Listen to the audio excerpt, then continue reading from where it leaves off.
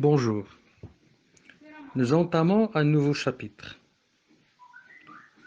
qui va mettre l'accent sur la théâtralité des œuvres, puisque les scènes choisies de ces œuvres reposent sur des procédés qui ne prennent pas vraiment sens que lors de la représentation, avec un témoin caché, avec le quiproquo, etc. Vous serez donc amené à vous projeter dans la situation de spectateur plutôt que de lecteur dont vous avez l'habitude. Il y aura une progression chronologique, mais surtout problématique, qui est ménagée dans l'exploration des procédés et des situations présentées. Partant de la situation déjà bien connue du coquelicot avec Georges Bandin de Molière, pour se poursuivre avec la situation, elle aussi très conventionnelle, de la scène à témoin caché avec On ne badine pas avec l'amour d'Alfred de Musset. Puis celle de l'échange des rôles avec la scène du balcon de Cyrano, de Bergerac, d'Edmond Rostand, pour se clore enfin avec une situation de métathéâtre, c'est-à-dire le théâtre dans le théâtre, dont le rendez-vous de Senlis, de Jean Anouilh. L'étude de ces scènes choisies vont vous permettre d'acquérir des compétences de lecture, des compétences d'écriture, des compétences d'oral, mais enfin des connaissances en langue, sans oublier les compétences qui viennent après et qui permettent de développer la personnalité, à savoir des compétences culturelles et humanistes. Au fur et à mesure de l'étude de ces scènes, de ces passages de théâtre, vous aurez à découvrir toutes ces compétences. Avant d'entamer la scène de Molière, nous devons nous arrêter devant les documents que nous avons à la page 184 et 185. Pour l'image numéro 1, ou plutôt numéro 2, elle représente un acteur. Il s'agit de Michel Vuillermoz au cours d'une séance de maquillage où il se fait poser un faux nez avant une représentation de Cyrano de Bergerac à la Comédie Française à Paris en 2007. Le comédien est photographié dans sa loge, en coulisses. L'image 3 représente deux couples de spectateurs au théâtre. Au XIXe siècle, les spectateurs sont dans la salle de théâtre, au balcon ou dans une loge. L'image 4 représente trois comédiens jouant une scène de Georges Dandin lors d'une représentation à Paris en 2007.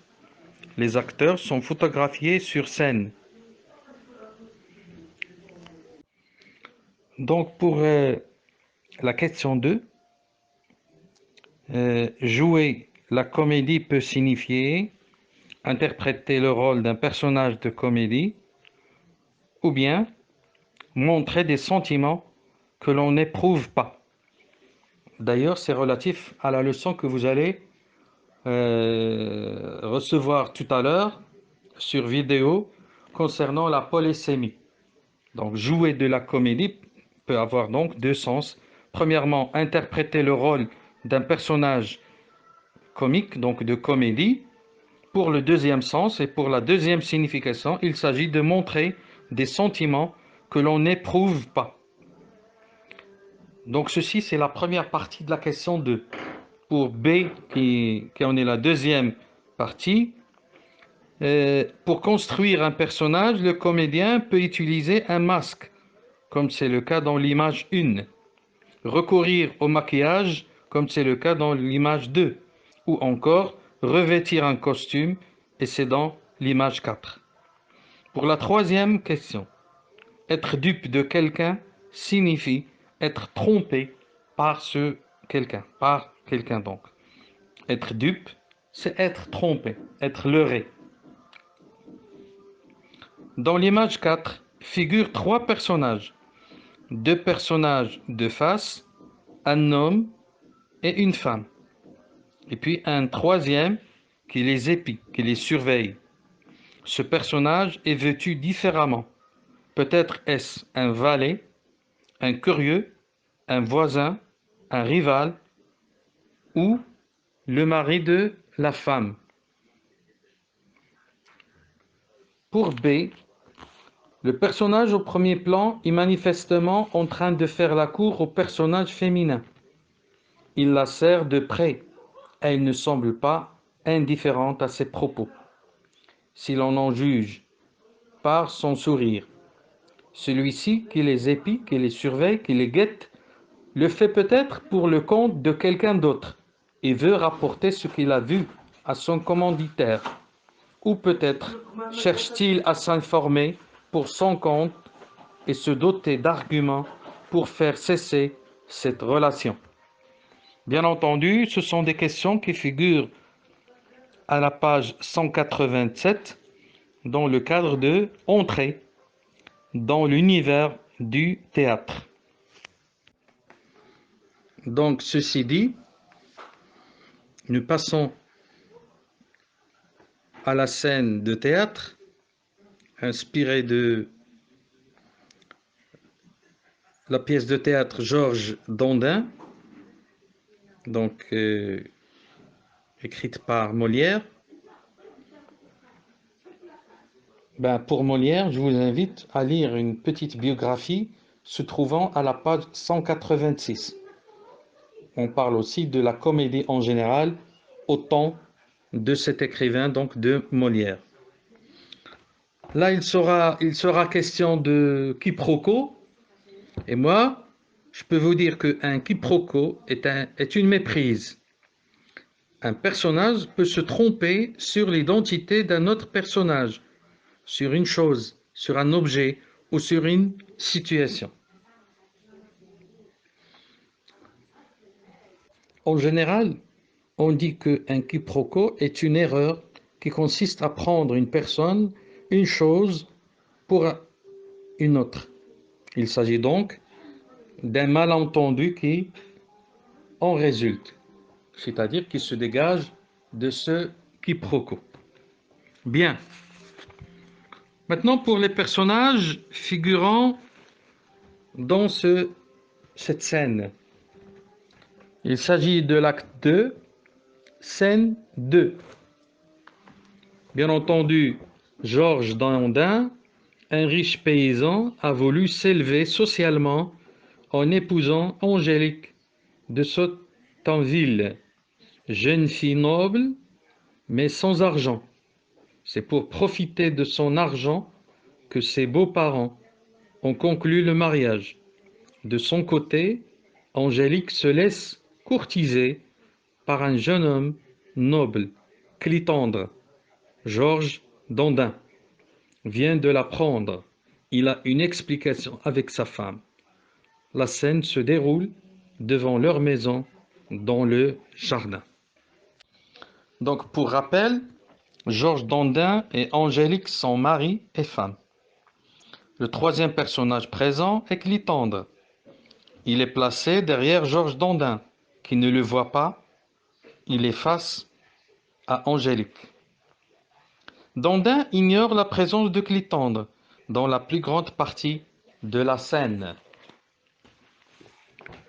Dandin reproche à Angélique de ne pas se soumettre à la loi du mariage.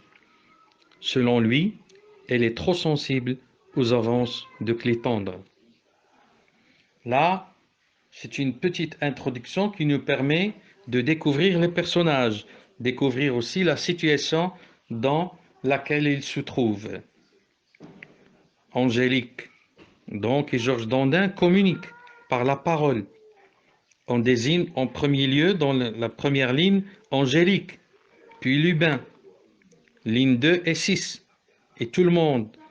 en particulier Angélique, sa famille et Clitandre, nous désigne Angélique, puis Georges Dandin lui-même. Donc ceci pour le premier, ligne 12, pour le deuxième, ligne 19. Angélique et Clitandre communiquent par les gestes.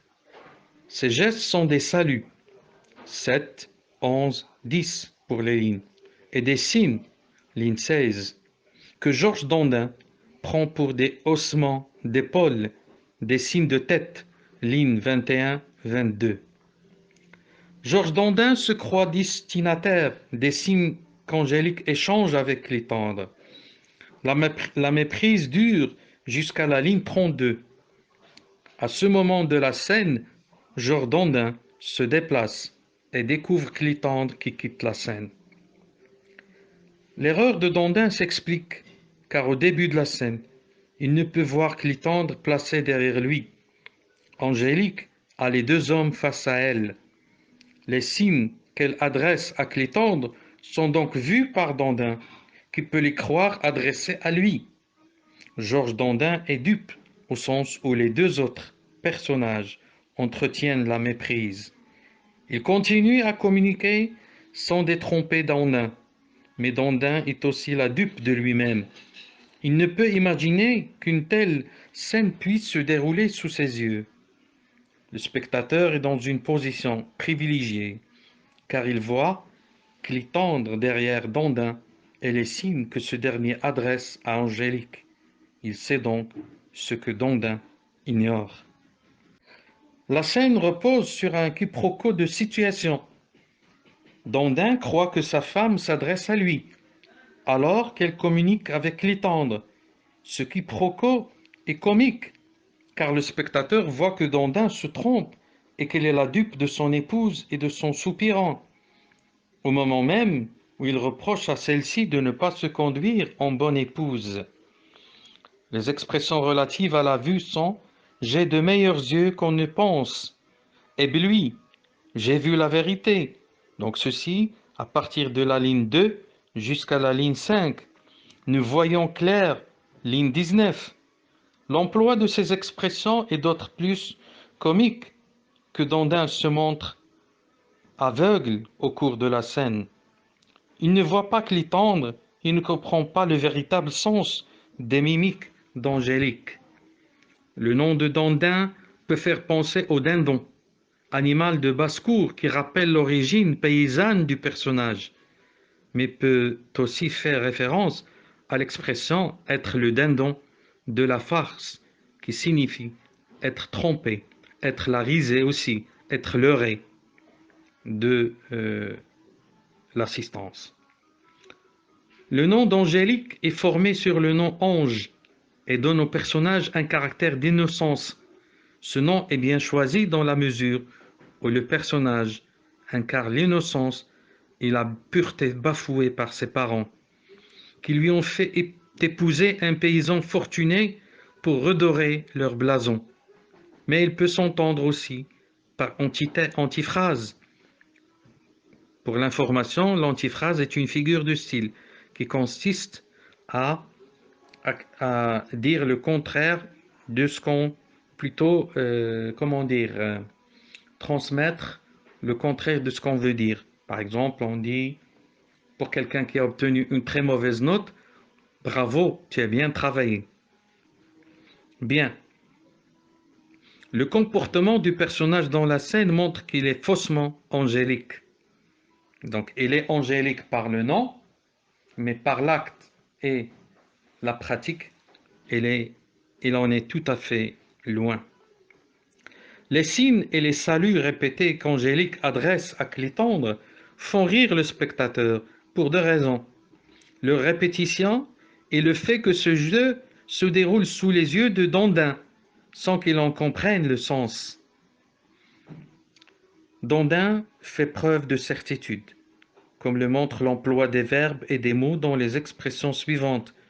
Je ne suis que trop certain, ligne 1 et 2. J'ai de meilleurs yeux qu'on ne pense, ligne 2 et 3.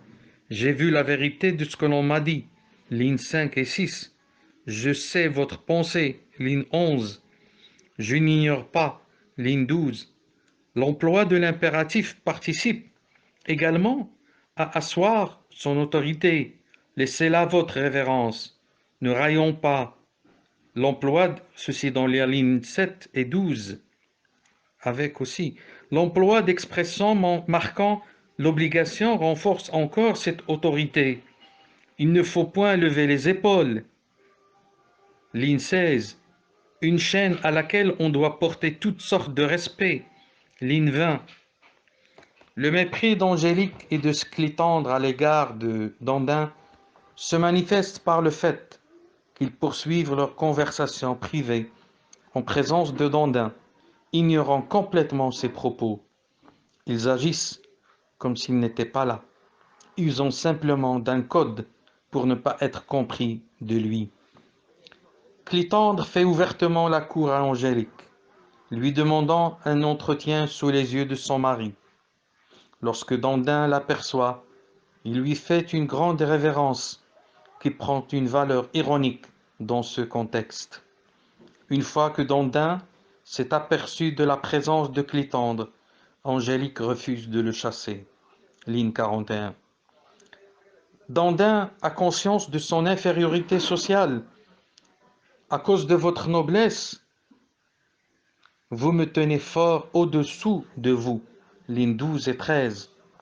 Aussi ne demande-t-il pas tant de respect pour lui-même que pour le mariage, des nœuds aussi vénérables que le sang. Ceux du mariage, ligne 15, et pour la famille à laquelle il appartient, qui, pour n'être pas noble, est cependant honnête. Au moins, suis-je d'une race où il n'y a point de reproche. Ligne 26. L'idée que Dandin se fait du mariage repose sur l'honnêteté et la fidélité entre les époux, en particulier du côté de la femme. Celle-ci ne doit pas être coquette, elle ne doit vouloir plaire qu'à son mari. Lignes 36 et 37. Angélique revendique le droit de plaire à qui elle veut. De son point de vue, le fait que l'on recherche sa femme est une gloire de plus pour le mari. Elle fait appel dans son argumentation à la notion d'honnête homme, qui pourrait se définir ici comme le comportement de celui qui accorde sa confiance à sa femme et lui donne un rôle social à jouer. Dans cette scène, Molière dénonce deux phénomènes sociaux de son temps. Le fait que certains paysans, enrichis et cédés à la tentation d'acquérir un nouveau statut social, un titre de noblesse par exemple, par mariage. Molière montre que ces parvenus ne sont jamais véritablement admis dans la classe à laquelle ils aspirent. Il dénonce également la violence faite aux filles nobles dans ces transactions. Il montre qu'elles sont vendues par leurs parents au risque de devenir malheureuses. Nous entamons donc cette partie de l'enrichissement du vocabulaire. Bon, les questions figurent à la page 190. Nous commençons par « Le saviez-vous » Il s'agit du mot « honnête ». Il vient du latin « honestus » qui renvoie à la valeur personnelle d'un individu. Au XIIe siècle, le mot prend un sens particulier dans l'expression « honnête homme ». Ligne 45 de la pièce, ou plutôt de la scène, qui désigne un homme ayant de l'esprit et des bonnes manières en société. Bien. Donc, on peut dire avoir des résultats corrects, avoir affaire à un commerçant qui évalue le prix des choses avec mesure, sans vouloir exploiter son client, avoir affaire à des gens sincères, soucieux de respecter leurs interlocuteurs. Donc là, je viens de vous donner les réponses des trois situations que vous avez concernant le mot honnête.